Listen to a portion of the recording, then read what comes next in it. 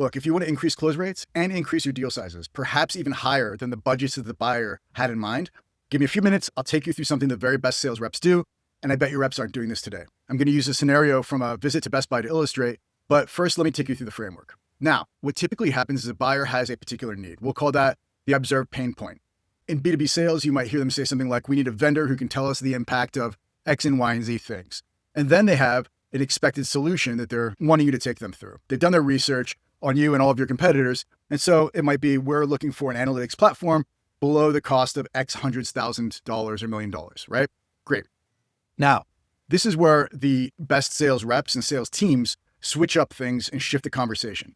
They ask a handful of questions that will validate that there are certain dynamics at play. And we know what the questions are, and we know what the dynamics are at play because we've done the work to design this process. Then what happens is they say, aha, well, given the answers to those questions, we'd be irresponsible if we didn't discuss X and Y and Z things. You probably have these pain points that you're dealing with or these dynamics as well. And the prospect goes, actually, you're right. We hadn't even really thought about it. So then the sales rep says, look, any solution out there and anybody else you're speaking to can solve for these observed pain points. However, if you have these unobserved pain points, then this approach, which is an unexpected solution, will solve for all of those new pain points that we surfaced, as well as all of your original pain points. And this is the solution that you weren't expecting even when you came into market. Now, by shifting the conversation this way, you do a few things. First, you move from being a vendor of commodities to a partner in problem solving because you're identifying problems they didn't even realize they had, and you're solving them for them. Secondly, you're shifting their decision criteria. So if you're familiar with MEDDIC, deal qualification framework, one of the D's in the acronym is decision criteria. The prospect comes in with one set of decision criteria, and all the vendors just have to check the box as best as they can. But you help them see different decision criteria. Ideally, perhaps you are only the best suited to meet. And now, lastly, one of those decision criteria is almost always cost. I want the least expensive version of my expected solution. But what usually happens here is that through this process, while the least expensive solution might solve their observed pains or symptoms, only the unexpected solution will actually solve for the real issues at hand. And that root issue or the unobserved pains is far more important to solve the observed pains, worth the additional cost. Buyers will pay more for working with a partner rather than a vendor of commodities for something that truly solves for problems they haven't even realized that they had, in addition to those they initially had in mind. Let's go to my Best Buy metaphor. So I walk into a Best Buy, I want an OLED TV. Why? Because I did some research and it says they're the best. And my research also says it shouldn't cost me more than $1,500. I walk in, I ask the guy in the TV department about what I'm looking for. What's the best and largest OLED TV below $1,500? So my decision criteria are quality, the best, size, largest, and price, $1,500. And he says, look, man, they're pretty much all comparable. To make his point, he just reads off whatever's on all the product tags there, right? That's not very helpful. I could have done that online myself.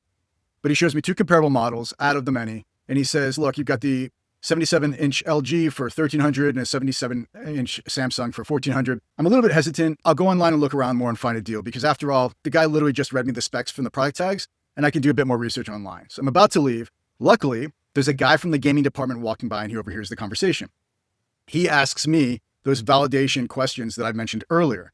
And he says, tell me about the room you're putting the TV in. Is it a man cave in the basement? And I say, no, man caves are for jerks. This is going in my living room. And he asks if it's brightly lit. And I say, yeah, we've got floor to ceiling windows. They get plenty of sun almost all day. So then he says, look, there is no OLED TV that you want to buy. They're great in dark rooms, but they're terrible in brightly lit rooms. You won't see anything.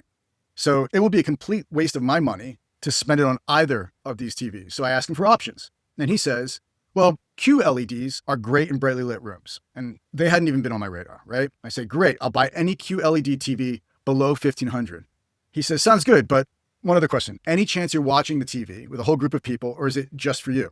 And I say, look, I've got a family of 4, plus we often have a bunch of people who come over to watch games on TV. And he says, all right, well, that's a problem. I say, why? And he says, QLED TVs are great in brightly lit rooms, but they're bad when viewed from angles.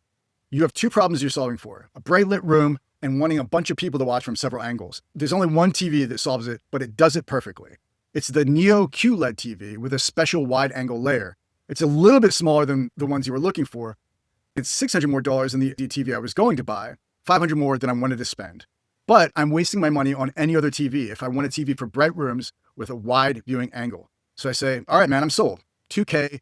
And instead of doing more research online and likely buying a $1,500 OLED TV from Amazon, their competitor, that I won't end up liking anyway, he's closed me then and there at Best Buy for 33% more than I wanted to spend on a TV that's slightly smaller when size was one of my decision criteria. So this motion has shifted my decision criteria from quality, size, and cost to works in a bright room and works great for large viewing angles, two unobserved pain points. This is not rocket science. It's a motion that can be designed for any sales team and then trained and coached until adopted at large. So if you're interested in a sales effectiveness partner who can help you change the behavior of your teams and operate with sales motions like what I just described, reach out, because after all, you're paying your enterprise B2B sales reps far more than the sales reps at Best Buy.